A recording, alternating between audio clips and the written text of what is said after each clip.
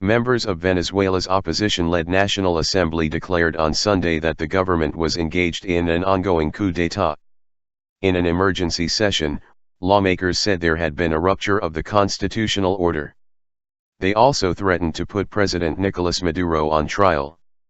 The emergency session was called after the electoral authorities blocked opposition efforts to hold a referendum to remove Mr. Maduro from power. Why does the opposition want Mr. Maduro out? The opposition blames President Maduro and his socialist government for the economic crisis which Venezuela is experiencing.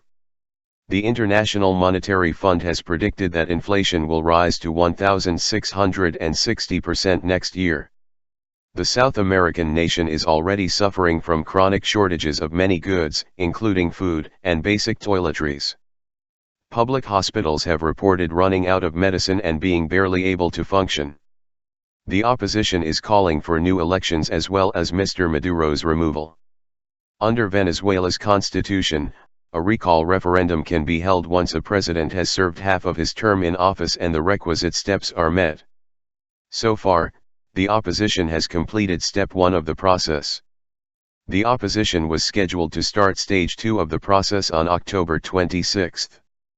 But last week, the electoral authorities announced that the signature drive had been suspended after allegations of fraud in the first stage.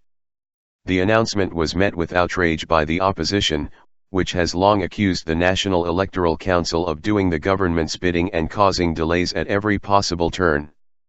The National Assembly, which is controlled by a coalition of opposition parties, held an emergency session. The Assembly approved a resolution which declares that Venezuela has suffered a coup d'état and the constitutional order has broken down, and urges Venezuelans to stand up in defense of the constitution. The resolution also advocates asking international organizations for help in defending the Venezuelan people, naming new Supreme Court judges and members of the National Electoral Council, calling on the Venezuelan armed forces to disobey any order which is unconstitutional or goes against human rights. Lawmaker Julio Borges also said that the opposition would bring a political trial against President Maduro to get to the bottom of his role in the break with democracy and human rights here. What was the atmosphere like? The session was tense and angry, with both government and opposition lawmakers giving fiery speeches. Chaos erupted when a group of government supporters who had been demonstrating outside the assembly building pushed past security guards and broke into the chamber. The session had to be halted for 45 minutes while the protesters were removed. The interruption was described in very different ways by the two rival sides. Opposition lawmaker Julio Borges posted a video of the protests and called it an attack on Venezuela's parliament. Government lawmaker Diosdado Cabello on the other hand defended those who had interrupted the session, saying they had only been protecting the legitimate government and would do so another 1,000 times. He also accused the National Assembly of carrying out its own coup d'état. President Maduro sent a video message from Saudi Arabia, where he was discussing global oil prices. In it he said, "The revolution will continue to win despite the constant pretensions of the right which is trying to take over power by unconstitutional means." President Maduro and his government have accused the opposition of having links to foreign states, and the US in particular, and of seeking to overthrow him to lay their hands on Venezuela's oil riches. What happens next? The National Assembly has convened another session for October 25 in which it plans to discuss how to proceed next.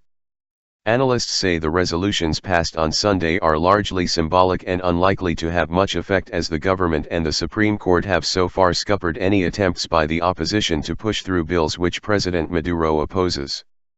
The recall referendum, which has been the opposition's main strategy to drive Mr. Maduro from office, is also stalled after the suspension of the second stage by the electoral authorities.